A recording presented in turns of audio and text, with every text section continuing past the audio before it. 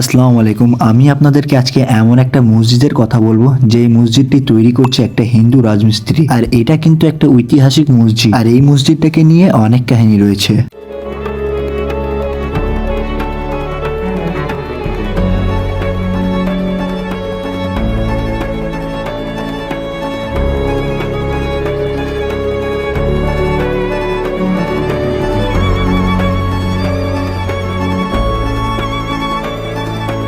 তো এই মসজিদটার নাম হচ্ছে চিনি মসজিদ, আর এটা কিন্তু নীলফামারী জেলার সৈয়দপুরে অবস্থিত। তো আমার সৈয়দপুরের জার্নিটা শুরু হয় আমাদের ঈশ্বরদী থেকে। তো প্রায় রাত 1টার দিকে আমি সোজা চলে যাই আমাদের ঈশ্বরদী রেলওয়ে স্টেশনে। তো আমরা স্টেশনে রাইট টাইমে আসলেও আমাদের ট্রেনটা রাইট টাইমে আসে না। তো প্রায় রাত 3টার দিকে আমাদের ট্রেন আসছে ঈশ্বরদী রেলওয়ে স্টেশনে। তো এখান থেকে আমরা 3টার পরে রওনা হলাম সৈয়দপুরে যাওয়ার উদ্দেশ্যে। তো আমরা ঈশ্বরদী থেকে সৈয়দপুরে এসে নামছি প্রায় সকাল 8:30টার দিকে। তো বাসায় আসার পর আমরা নাস্তা করে বের হয়ে যাই সৈয়দপুরের ঐতিহাসিক স্থানগুলো দেখার জন্য। তো প্রথমে আমরা যাচ্ছি এখন চিনি মসজিদের এইখানে। বাসা থেকে আমাদের এইখানে আসতে প্রায় 10 মিনিটের মতো সময় লাগছে। চিনি মসজিদটা কিন্তু নীলফামারী জেলার সৈয়দপুরে অবস্থিত। আর কেন এর নাম চিনি মসজিদ, আর এটা কেনই বা এত বিখ্যাত? আসলে এই মসজিদটি 1863 সালে প্রথম খড় দিয়ে তৈরি করা হয়েছিল। পরে 1920 সালে হাজী বাকের আলী এবং হাজী মুকু নামে দুজন ধর্মপ্রাণ ব্যক্তি একে ইটের দালানে রূপান্তরিত করে। মসজিদটি পূর্ণাঙ্গ রূপ পেতে প্রায় অনেক বছর সময় লেগেছিল। বিশেষ করে এর বর্তমান জাঁকজমকপূর্ণ নকশাটি করা হয় 1945 সালের দিকে। আর সবচেয়ে মজার ব্যাপার হলো যে এই মসজিদটার নাম কেন চিনি মসজিদ রাখা হয়েছিল।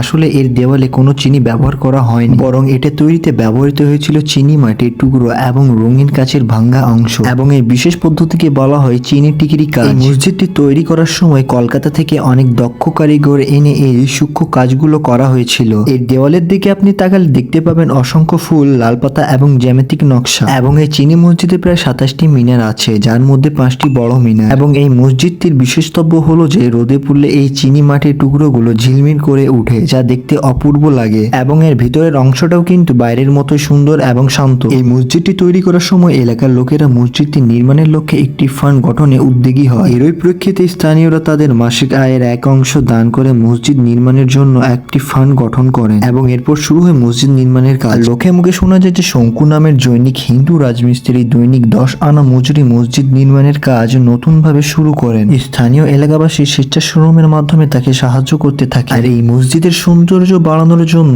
মসজিদের দেওয়ালে চীনামাটির থালা, ভগ্নাংশ ও কাচের ভগ্নাংশ বসানো হয়। এই পদ্ধতিকে বলা হয় চিনি করা বা চিনি দানের কাজ করা। তো এখান থেকে এই মসজিদের নাম হয় চিনি মসজিদ বা চীনা মসজিদ। সৌন্দর্যের কাজে ব্যবহৃত চীনামাটির উপকরণ সমূহ আনা হয়েছিল কলকাতা থেকে। ঐতিহাসিক এই মসজিদটি নকশা করেন মোহাম্মদ মুকতুল ও নবী বক্স।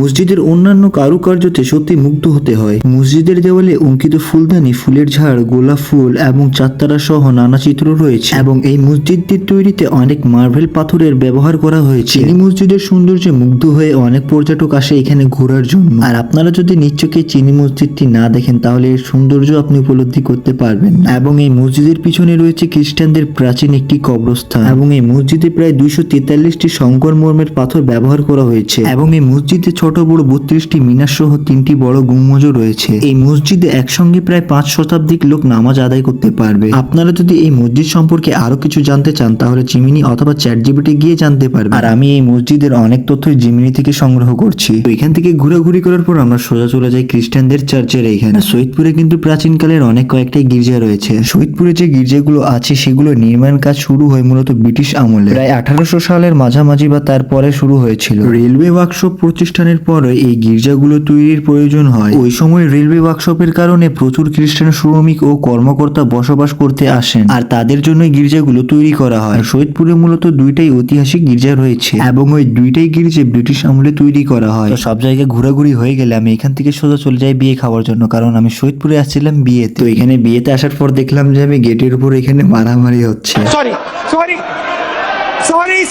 তো এখানে আসার পর সোজা চলে যাই খাবারের টেবিলে, কারণ আমাদেরকে অনেক জোরে ক্ষুধা লাগছিল। খাবার আসার পর আমার ভাইয়ের রিয়াকশন কিছুটা এমন ছিল। তো যাই হোক, আজকের ভিডিওটা ছিল এত দূরে। দেখা হবে আপনাদের সঙ্গে একটা নতুন ভিডিওতে। ততক্ষণের জন্য আল্লাহ হাফিজ সবাইকে।